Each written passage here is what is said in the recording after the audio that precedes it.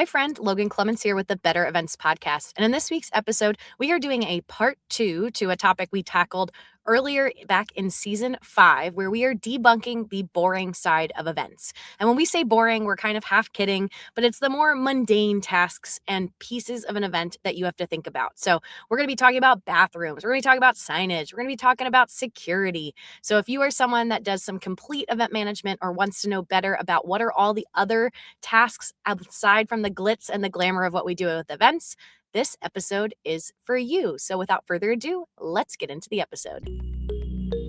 Welcome to the Better Events podcast. Join two event strategists, Logan Clements and Mary Davidson, who believe we can all create, host, and attend better events. In this podcast, you will learn about event strategy and actions that you can use today as an event host, planner, or manager. Hear directly from the people who are creating innovative and inspiring events today and tomorrow, and grow your business along the way. Now, let's get started, and thanks for listening to the Better Events podcast. Hello, everybody. Welcome back to another week of the Better Events podcast. As always, you know it. We are thrilled to be with you. And we are thrilled, even though today's topic is a little boring. We are debunking the boring side of events, but this is part 2 because we've done this before. And we actually were like, oh my gosh, there's so much to talk about. So we're back here for part 2. We're going to talk about bathroom security and more. But before we get into it, you know we have our conversation starter. So Logan, this week's conversation starter comes to you courtesy of Kilbreath Events, who is a sponsor at the Better Events Conference. And it's a fun question. So what fictional character would you want to hire to MC your event and why? Ooh, this is a good one because I think there could be many people. And my first instinct was Harry Potter. But I feel like thinking about it logistically, I'm like trying to coach a child to MC. I wouldn't do it. I would choose Alan Cummings from Traitors. And I feel like our Kilbreath friends, I might be interpreting this a little much, but I do feel like Alan Cummings plays a character of himself on the TV show Traitors. And if you haven't watched it, please go watch it. But he wears fabulous outfits and has this very dramatic Scottish accent. And it's just like over the top and this bravado that I feel like a lot of my events I've been working in the last couple months could totally use and either play it up in kind of a fun way or a serious way. And I would be just a big fan of his work, and the fact that he's already a trained actor would make my job that much easier for trying to coach him up to be an MC. So yeah, Alan Cummings from the Traitors would be my pick, but I'm very intrigued, Mary. Who would you say and why? Well, I love your choice, first of all. When you said Harry Potter, I was like, no, Harry Potter's not dynamic enough to be an MC. But exactly. It depends which age Harry Potter we're talking about here. There'd be magic, but yeah, that would get old after a while. So, all right. Cool. What would you say, Mary? Okay, so for me, my first thought was like The Simpsons, Bart Simpson. And then I was like, no, Bart would be a terrible MC. He would be bad, but he would be hilarious at the same time. So I would like to experience that. But my true answer is sort of along the same lines of yours. And it's Caesar Flickerman from the Hunger Games, because he is an MC. But to actually have him come to your event, I mean, he would smash it. I have no doubt.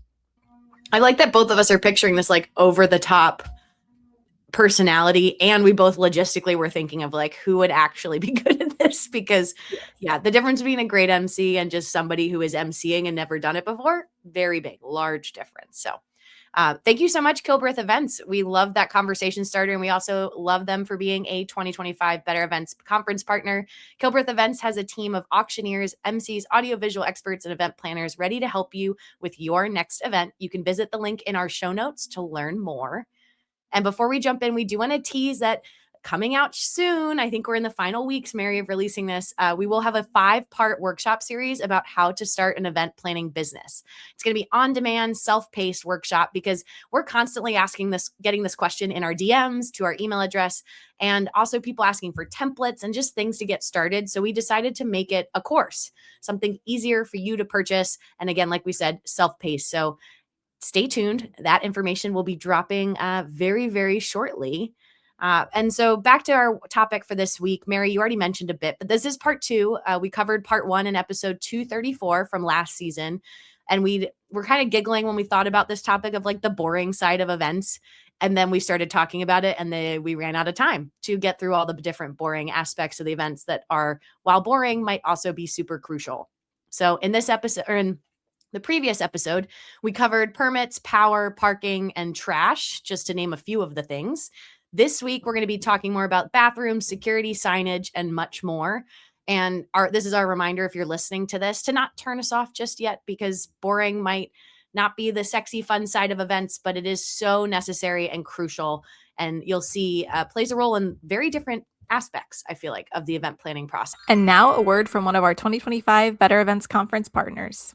Event Pro Suite is an all-in-one system built specifically for event planners. It includes a high-performing growth website designed to attract leads and convert inquiries into real clients.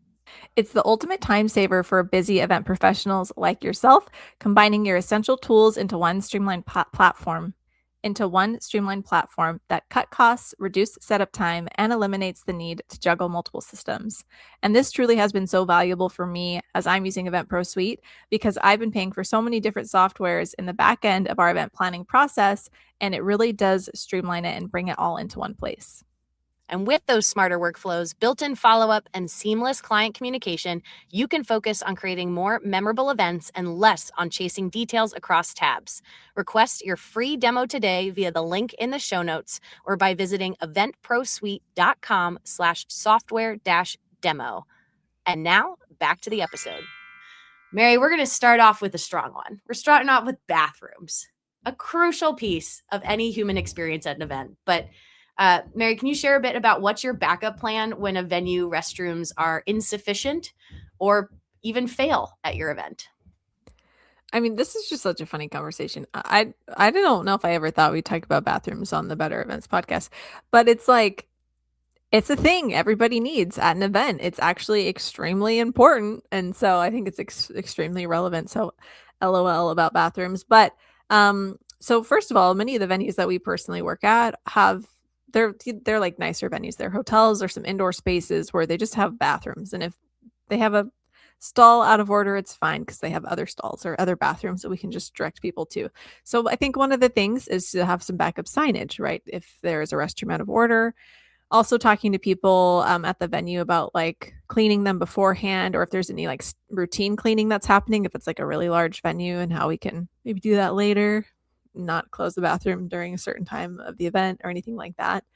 So I think that's the easy answer that a lot of us probably experience. It's when you have these other types of events where the bathrooms are far away or they're outdoors or it's the festival style. And one of my favorite pictures from 2025, I need to figure out like to post some behind the scenes post or something, is just all these massive trash bins that we rented from the city for a festival that we did. And I was like, I've never seen this many trash cans in one place. This is just such a funny thing. And so I think making sure that there are just ample things like that. So ample bathrooms. And the one other thing that I had happen at an event regarding the bathroom is that someone flushed a glass made like a glass cup made of glass in a toilet. And so the toilet broke. You can't just like fish something like that out. Like part of it went down. Gosh, no way. Yes, and it was at an aquarium, so it was inside, and it was not an ideal place for a bathroom to be broken. And so that one was just really unfortunate, because what we found is like we had to start doing more bathroom checks during these events because people are dumb. Like, why would someone think that was a good idea? And then we had to like help compensate for them to fix the toilet because it was from our event. And so that was kind of an annoying lesson learned. You can't prevent things like that from happening necessarily, right? You could put a sign that don't flush whatever down the toilet, but most people know not to flush glass cups down the toilet. So there's my long story and answer to everything. Logan, what would you add about bathrooms and your backup plans? I mean, luckily I don't have to think about it as much from like the attendee perspective. I think, yeah, just thinking through how many bodies, how many people you're trying to get into a space, and are the bathrooms sufficient to serve that group? And then also thinking about your breaks when it comes to your agenda and your plan, and like, is there enough time to even physically get to the bathrooms with that many people and, start your next thing? I definitely have to think about bathrooms more. I laugh. I have to factor them into like my production schedules, because for crew, like just to be like, oh, we need to give the crew we call them bio breaks instead of bathroom breaks usually. So give the crew a bio break, it's like you usually do it in like 5-10 minutes. But if you're in some of these massive event spaces and the closest bathroom is actually like a 7-minute, 8-minute walk from where you're at, you can't give a 5 to 10-minute break. If you're sending folks to the bathroom, you need it to be like 15, 20 minutes, just because 15 minutes is the walking. So it's really like a 20, 25-minute break. So that's where I laugh that I'm thinking through some of that stuff when it comes to bathrooms. And I guess my tip for just listeners, if you are like, I haven't even thought about bathrooms, where do I start? Your venue should be your best resource for this, and just asking these questions of like, hey, what's their bathroom setup? Does that feel sufficient for the number of people? To your point, Mary, like, have they had any maintenance issues, or like, what does that process look like if you were to have a bathroom become unusable or shut down? Like, what's the backup plan? I feel like the more you get ahead of these conversations is better than on site trying to figure out what the backup plan is. I recently also had an event where I saw they brought in trailers because clearly they had talked to the venue and the venue had bathrooms, but it wasn't enough for what they were looking for. Again, having maybe 1,000 people on a break, that bathroom that felt so big and manageable really isn't. So having additional bathrooms brought in was like an added cost that client had thought was worth it. And I think that helped cut down on lines. That actually reminded me, I went to a Jonas Brothers concert, surprise, surprise. And there were lots of females who were at the concert. And so what the venue did is they opened up the other restrooms, so that we could use like so many restrooms that were on site. And that was clever, but I thought that was a good example of like getting a mass of people in the restroom.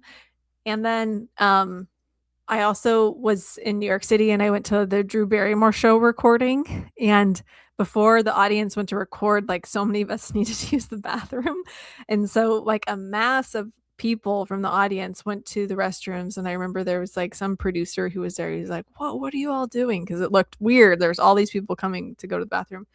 And so they did the same thing. They opened up another restroom so we could use them. So yeah, I think that there's actually lots of clever things that we can do.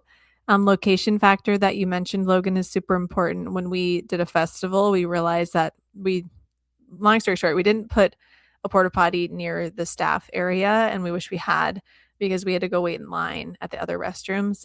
So yeah, next thing you know, you're like on a 15-minute restroom break when you don't really have time to necessarily be doing that. So that was a great point as well. Yes. And that's, I mean, especially, yeah, where is your staff going? And when it's that quick, even my local restaurant, that one of the bars that I like to go to watch sports, they were telling me that they send their staff to a restaurant down the road that they're friends with, because they're like, they're not a sports bar. So when they're peak sports time, that other bar is not as busy. And they're like, we literally send them there to go to the bathroom, or else they have to wait in a line. So yeah, thinking about that. And then I think my last creative one is if your event is skewed or geared towards a specific like gender, like I've gone to some events that are more like women centric and women focused, talking about to your venue about, yeah, can we repurpose the men's restroom as both, essentially having like 2 women's rooms. And then if you have any unisex or other options, that you can make that for the men's room, just again, to keep your line moving and making sure that your folks don't remember the bathroom line. Ideally, your attendees should have no memory of the bathroom experience. They should be so focused on everything else. But I feel like concerts and sporting events, people are used to having to queue for lines during halftime or breaks or things like that. But if you're doing a conference or a gala, you really want to make sure that your bathroom process, while boring, is something you thought through, so that that's not a highlight or low light for your attendees. Yeah, and this is crazy that there's so much to say. I just want to say 2 more things. These are specific tips about porta potties if you are renting these for your event. So one of the tips is, if it's an outdoor, like kind of more public facing event, is to make sure you get zip ties if there's like an overnight component when your event's not running, so that you can lock up the bathrooms, and in the morning you can unlock them. So that's one thing. And the second thing is to make sure that you do have enough toilet paper that's stocked, or that's coming from either the rental company or things that you've bought. We had a big festival and we ran out of toilet paper. And then also the hand washing station too. So it's the porta potty can like accommodate a lot. So we didn't have any issues with that, but we were running out of water in the hand washing stations. And so we had to just kind of move some around and then get more delivered. And it was actually an easy thing to fix. But those are just 2 lessons learned that I recently had. So I thought I would share that with you all as you consider your bathroom needs at your next event. Yeah, I think it is so funny how much we have to say about bathrooms. I feel like another one I loved was a client, the nonprofit utilized, it was all about confidence, and they utilized the mirrors in the bathroom as a fun little activation where they did little positive affirmations as stickers on the glass, which I thought was just kind of cute. I mean, again, you're not promoting taking pictures in the bathroom, but I took a photo of it. I'm sure many attendees did too. It was a cute way to tie in. And then you're seeing it at weddings, but I've seen it now at some of my corporate things, is building that kind of like bathroom basket of random things people might need, like a dry shampoo, a deodorant, a spray deodorant, band-aids, hair ties. Putting one in the men's and the women's room is just a nice like extra, especially if you're trying to elevate that experience. That is a very low cost, low lift thing that just kind of adds a little bit of personalization to that. Again, to keep it that the bathroom experience is not a low light. It should hopefully be forgettable, but might be a highlight for somebody. Bathrooms. Who knew? Such a hot Who knew? topic, such a boring hot topic. And there's more boring hot topics. So, Logan, let's talk about security. What are the signs that your event actually needs some professional security? And then, like, what kind of security?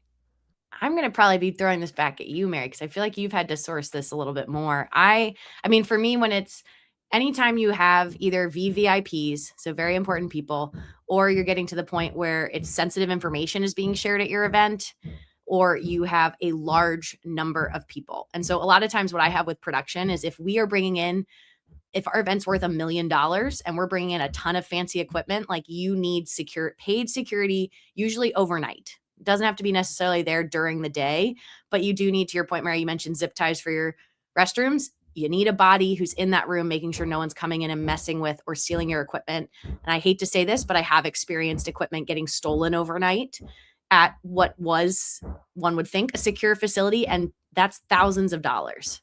There's so much money in just equipment sitting there. So you have to have overnight security. Usually the production company either hires it themselves and that's a cost they charge back to the client, or if there's overall event security, again, I'm thinking my larger events that have like 3,000 people, they'll have event security around just, again, to watch over any of their stuff, mainly overnight. And then it's most common I see when we have CEOs of big companies and things like that. We might not have event security, but that person comes with a security team, and just being aware of that and making sure they're on your list to get them in the building and all of that kind of stuff. It's just an important factor that I have started to add to my checklist, like when managing speakers, of trying to be aware of who's coming with a security team. Are they coming earlier to like walk the route, check the room? And then, do we have overnight security for our production equipment? And they know what time we're going to be done so they can be in there, and what time we'll be back so they could leave. But Mary, how would you answer that question about knowing your security needs? Yeah, I think everything you said, 100%. Some more specific examples would be like we do a lot of nonprofit events. So we've started to hire security for venues that are large, and maybe we have like a silent auction that's set up, a place where there's lots of movement, especially if it's inside a hotel. That's one of the biggest ones, because you get people who are just staying there or passing through that walk by the stuff. And sometimes we're so busy running around that we need somebody who's dedicated to just stay there. And if there isn't someone, then we've hired security to fill that role. And so similar thing you said about equipment, but just from a different, I guess, like supplies standpoint. Um, and then the one other thing that I would note, because events, the industry, as we know, is so broad, is Logan talked about, certain people who might need security. We worked in a government event, and so that was like the highest level of security that I've ever had to deal with. And so just like a tip there is, if you're ever in that circumstance, they usually have to come do their own sweeps. And so, yes, you probably need your own backup type of security, but they're kind of, regardless of what you want, are bringing their own. And they usually need to have time to sweep the space and do their thing, and even have some of their own protocols you might have to kind of follow. And so it's an interesting dynamic, I think, when depending on what kind of security you're talking about. Yeah, and that jarred for me. I had a speaker that we didn't know had security. And then I didn't find out I found out on site maybe an hour before they got there. And they came through, and usually, the hard part too is also like security's got a job to do. They're there to get that sweep done, do what they want. They're not really there to follow your processes or do what they need. And so it was when I just was like quickly writing down names of like, okay, these people came in and they literally like kind of blew by me after saying hi. And then I had somebody from the venue that came up to me and goes, are any of them carrying a weapon? I said, oh, I'm not sure. I was checking them. I just got told about this. They came, sure enough, one of the security was armed, which is like allowed as a security member. And the venue said, that's okay if we know about that ahead of time. So they were like, we're going to be in a tough spot. And they're like, we're going to have to reach, again, it wasn't me as the registration manager's problem, but they were going to have to reach out to the organizer of like, hey, we should have known this ahead of time. So again, we talk about backup plans. I think understanding what your like speakers are bringing to the table, or even just talking to your venue of like, yeah, what security does your venue already provide? That's another part for like when I work in stadiums and large venues, they sometimes have their own security that your team's going to have to pass through because that's on them as the building. And then maybe you don't need the security guards that Mary and I mentioned. But just making sure that you're aware of like what the venue's providing, what they allow, what they don't allow, and then coming at it from the lens of like, what do your attendees need? What do your speakers need?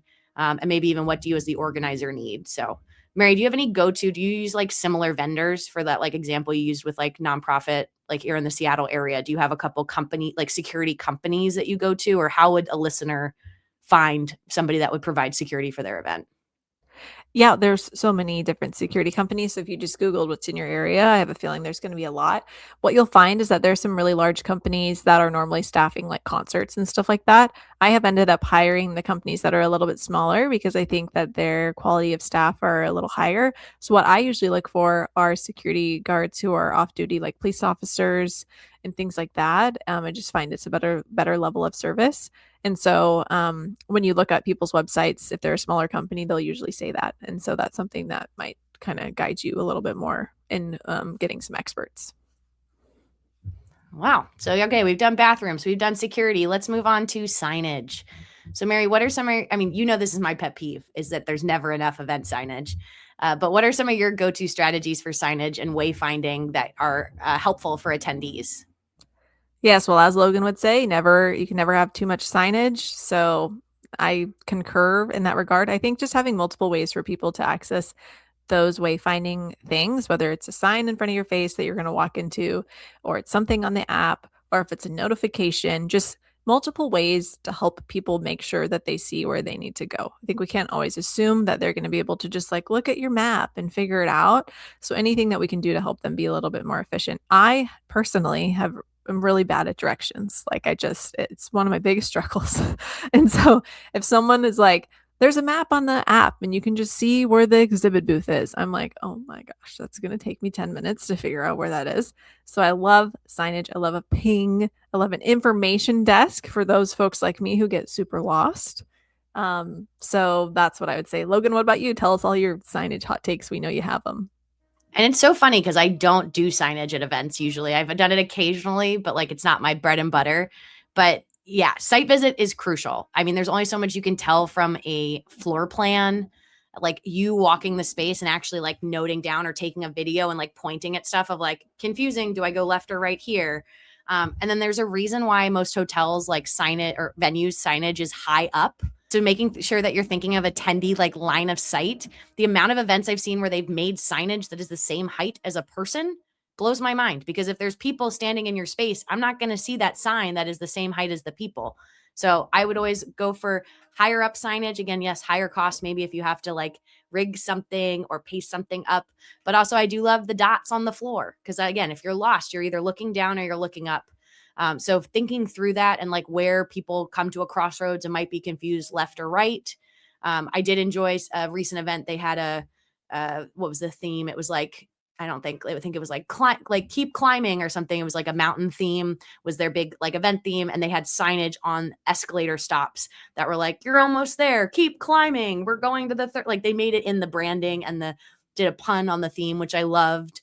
And then lastly, having human bodies. To your point, Mary, you mentioned an info desk, I think is super helpful. But as a breakout producer, I've often had to like deploy or be like myself. I've turned into a human body that like when it's crowded and that transition time, having humans with a map and aware of like, breakouts 2 and 3 are over here to the left, breakouts 3 and 1 and 4 over to the right. And you're like literally like being a flight attendant kind of directing people is really, really helpful and can help folks like Mary who maybe get a little directionally challenged, like not feel confused of trying to figure out what room it is. And this as an organizer, you're going to feel like your floor plan makes sense because you've been living in that floor plan for weeks, months, even maybe a whole year. But you got to think about it from your attendee who like just walked in the door, and they're not going to know where the like, I don't know, the Manchester ballroom is versus the Congressional ballroom. They don't know what floor that is. Like, and these names are always so funky and, arbitrary, that having some kind of signage, having something in the app or online, but then also having humans, it's like this 3-prong approach. And the larger the event, the more important you need to have people.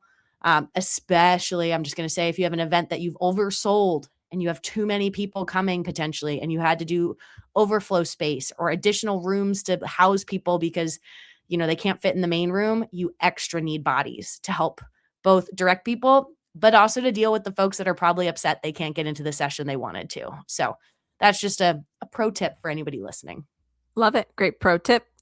Let's move on to other boring things. Load-in. Logan, what's your process for like tracking deliveries or like determining the load-in timing or last minute vendor arrivals and things like that? Load-in is both so crucial, and yet I don't like it at all. And luckily, I don't have to like get in the nitty-gritty too much with my current clients. I did a lot in my previous years. I mean, you really need to first find out from your venue, where is the loading dock? What are the load-in hours? Like, what time when we get access to the venue at 9 a.m., does that mean we can't come into the loading dock until 9? Or can we be there at 7 and start staging? In the production world, we call things cases. Can we start staging things? What is the walk/route from the loading dock to my space that I'm in? Oh, there's an elevator. Okay, who else gets to use this elevator? That killed Mary. That was an event you and I worked together here in Seattle that delayed us significantly. Was we had an elevator, but it was being shared by multiple people. So they were trying to load out while we were trying to load in, and that put us behind.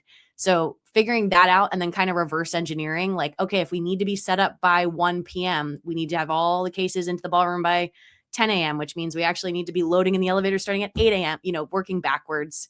And then getting to know from your vendors, as you are confirming them, okay, how much time does it take you to unload? How much time do you need in the loading dock?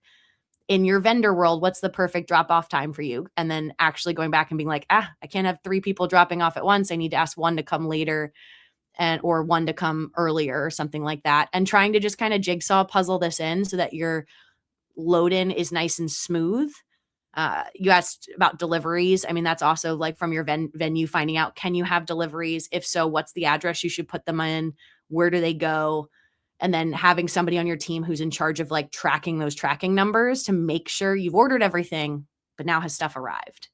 And if it hasn't, what's your list? Where's your punch list of, okay, I got to track down these 3 packages. And again, the smaller the event, the smaller the venue, the less you have to deal with this. But the larger the venue, the more places they could have dropped this package off on the other side of the building with this other thing that wasn't correct. And just making sure you're having time in your schedule for someone to go and like chase that stuff down. Mary, what would you add to all of that lovely stuff about load-in? Well, totally. What you're saying is resonating because like the worst is when it's just sort of disorganized. I think every single time we've had something shipped to a venue, there has been one box that's gotten misplaced. I think every time. The thing is it gets found almost every single time too, but sometimes it gets found a little bit too late, So it's those circumstances where it's like your general session is going to start in 5 minutes and you're like, oh crap, where's the podium sign? We never got it, like those circumstances. So really being clear and organized so you know ahead of time what is missing, kind of like Logan was saying. Another thing with many, properties is they may or may not have on-site shipping capabilities. So that's a question to be asking at the very beginning. And even in the case where they can support that, sometimes you still need to schedule like your own UPS or FedEx pickup. So once again, ask that as well, because I think we've made a lot of assumptions sometimes and they're like, no, you need to schedule that pickup. It's not just going to happen. And then there's a timing issue sometimes because we have to be out of a room by a certain time. And so, yeah, all of these things are just things to consider. Maybe some of you have had experience with. My last thing to say is one of the worst parts for me for on-site events is pack up. But in the instance where you do have to shift stuff back, I love what Logan was saying about having an organized system where you're tracking all the things, but same for shipping them back. So we'll usually label boxes with numbers and put a tracking number next to them. So whoever is receiving it back can hopefully have a little bit less headache, because by the time you're done with the event, you don't want to do that, but it's really helpful if you can. Yes, that is a big one. And even if you're not shipping, like I have a client that we just send things back to a storage facility, and like to your point, Mary, you do not want to spend time doing this, but it's like labeling very clearly on the outside of the box, whatever's in the box, doing some kind of numbering system. I've had a spreadsheet in the past that's just like box 1 has these contents, box 2, or even doing 1 of 5, 2 of 5, 3 of 5, again, to make it easy. If you get them back and you're like, hey, I got 1, 2, 4, and 5, where's box number 3? And then you can go to your sheet and say, oh, what was in box number 3? Is that crucial? So yeah, and I think loadout, you need to do a similar process of trying to, again, backtracking things in the production world where like that can get really expensive if you can't get out of an event venue in time and it runs into the next event. But that's a way, if you only know you have a shorter window to load out, you just need more bodies. So it's going to cost you more money per person because you have more people there, but then you're ensuring you're not going to get fines or anything for getting out too late from the venue. So just knowing and then backtracking, yeah, what does that loadout process look like? And I love what you mentioned, Mary, about shipping, because that is another one of figuring out the number of times I feel like I've heard, I haven't not had to, but clients indirectly have been like, oh no, we didn't pre-order that pickup and it can't pick up till tomorrow. Now you're asking the venue to kindly let you leave some stuff in a corner somewhere. And it's up to their discretion if they're going to be kind and do that, or kind of leave you needing to take the stuff to your hotel or something like that. And my last thing is just anything that's super crucial to the success of your event, like name badges, or this one gift that you want to give people. While shipping it to your venue is convenient, I would highly recommend getting that shipped to you or a key person of your team, and they travel with it in hand. Just because, to your point, Mary, or have a local partner that you can ship it to. Ask your AV team or ask somebody that you trust that's a vendor partner, can you ship it to their offices ahead of time and then they're bringing it on site? Just because depending again on the size of the venue, it can be like looking for a diamond in the rough. And if you're missing those name badges and you find them 2 days later, it's not really helpful. So hopefully we didn't stress you out about it load out, but those are super important to think about. And just again, easily you can forget about your photographer needing, where do they park? Where do they load in? Do they need to load out? What equipment do they have? That kind of stuff. Mary, moving on to our next one, first aid. What is your common first aid plan for your events? Oh, this is a whole beefy thing, so I'll just keep it simple. We always have an emergency action plan for every event. We create it because we never know what the venue is going to provide us. Technically, they kind of should have their own, and many times they do. So first we have the plan. Within that plan, we have the first aid plan, but it says where the first aid kit's actually located and like the AED where that's actually located. And then it has like a description of basically how to escalate things. So like who's the main contact from the client side, from our side, and from the venue side, and where's the nearest hospital, what's the non-emergency line, those types of things. So that's more emergency than just first aid, but it goes together. But the short answer is we always also just bring our own first aid kit. So there's that. Yeah, I think that's pretty standard. I see that in like crew letters. Yeah, all the hospital information, which hopefully, knocking on all the wood, you never actually have to use. But yeah, it seems silly, but that was something I started carrying in my stage manager like bag that I wear with me on site, was just Band-Aids. Because I had, Mary, you'll laugh at this, I had the funniest. It was like at a basketball game I was working. I somehow like paper cutted 3 of my fingers like while we're on the court getting ready to go, and I'm trying to pass, and I'm like, I can't bleed on the, like, I was trying to hand a card to somebody that I was like, that was important, was going to be on camera. And it was hilarious because I like paper cutted one finger, bandaged it, then was like handling more papers, somehow paper cutted another one, another one. And it was just what I was like, thank goodness I have Band-Aids, but I also have had like hosts or guests or speakers or anybody, like there's so much you can solve with just like having a Band-Aid on you. Yes, you need the larger first aid kit and all that good stuff. I will also just speak it into existence. I need to definitely update my CPR training. I did it when I was much younger as like a lifeguard and babysitter and things like that. And I was, can't remember what I was watching, but it sparked in my head that I was like, I probably should just upgrade, like keep that pretty up to date, not hoping to need it, but just like as a person who loves plans A, B, C, and D, I feel like it is helpful to be CPR certified. So I'm manifesting I will do that this year. It's not hard to do. I just need to do it. That's great, Logan. And just some quick hits kind of to finish off our episode. What's one hidden cost that's bitten you in the past before? Something boring, like power drops, the dumpsters, overnight security, if you could pick one.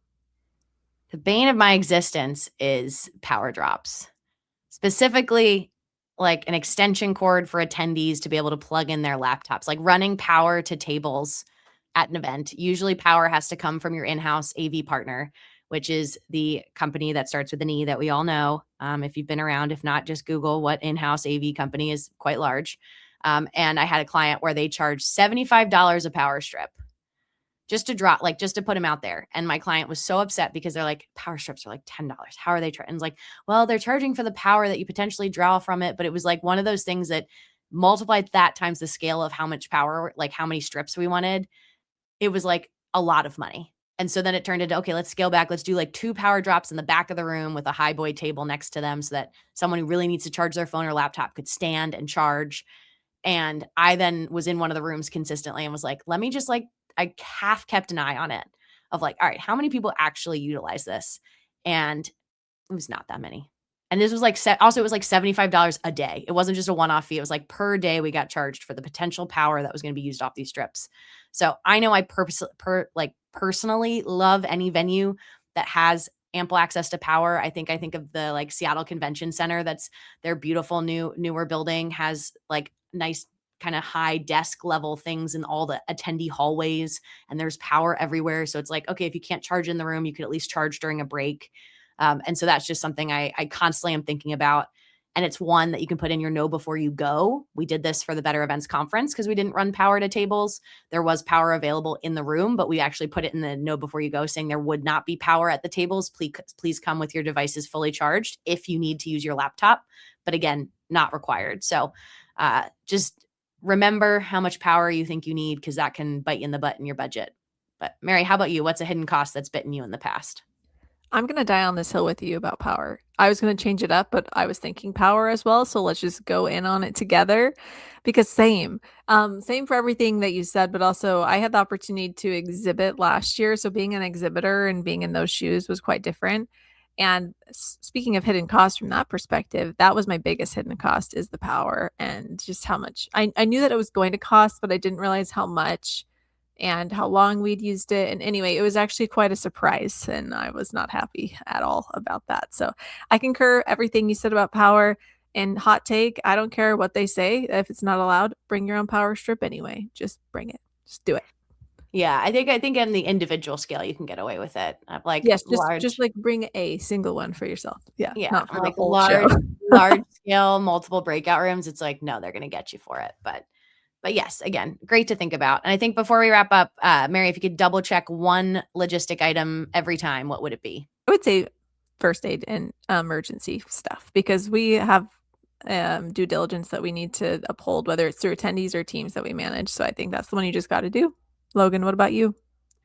Ooh, I mean, emergency plans for sure. It would be up there. If I had to pick something different, I feel like it would be understanding the parking situation, because both for attendees and for crew, that can just impact if there's not a convenient parking solution for your event or clear directions. Like nothing is more frustrating than not being able to figure out how to park. And then you're walking in with that frustrated energy to your event. And that's both an attendee thing, but also even crew. If you've made it really difficult for them to get parking, they're probably running late. Now you're behind on your schedule. Like it's just this trickle down effect that I think gets overlooked sometimes, because people are like, just park. You're an adult. You'll figure out how to park. It's like, sure. But if it was a nuanced thing where I can't park in this garage until past this time, but I should park over, it's not hard to get that answer. And yet I feel like a lot of folks don't take that time. So after emergency plans, I would say parking would be the next one. And we have, I'm sure, more boring topics. So please, listeners, email us if you would like to hear some other aspects. I don't think we touched on every single piece, but these are just some of the ones we would put in the more boring category of what we do. But Mary, you have our bonus tip this week. I do. Okay. So I was thinking about this based on our discussion that we had today. So if you're exhibiting at an event, or if you are in charge of exhibitors at an event, make some consideration for if exhibitors can bring their own rug, or if they can bring their own like puzzle mat, basically their own floor covering, so they don't have to use like some in-house floor covering. I know every venue is different. Some rules are really strict, but at the end of the day, I think the goal is to make sure that it's safe. And sometimes you can accomplish that by bringing your own rug. You can also save yourself about $2,000. So if you're managing exhibitors, it is a very nice thing to do, to give them other options, as long as it's actually fulfilling the requirements. And so that is my bonus tip for today. I love that. And also, Mary, I'd love to hear more about this $2,000 charge, but for another time, listeners. That brings us to the end of our episode. You can follow us on Instagram, Facebook, and LinkedIn at Better Events Pod. You can send us an email at bettereventspod@gmail.com. You can also connect with Mary and I directly on LinkedIn. Just let us know in the notes that you heard about us through the podcast. We love hearing from you. And if you want even more Better Events content, join our private community over on Substack. As always, we thank you for listening, and we'll be back in your feeds again next Wednesday.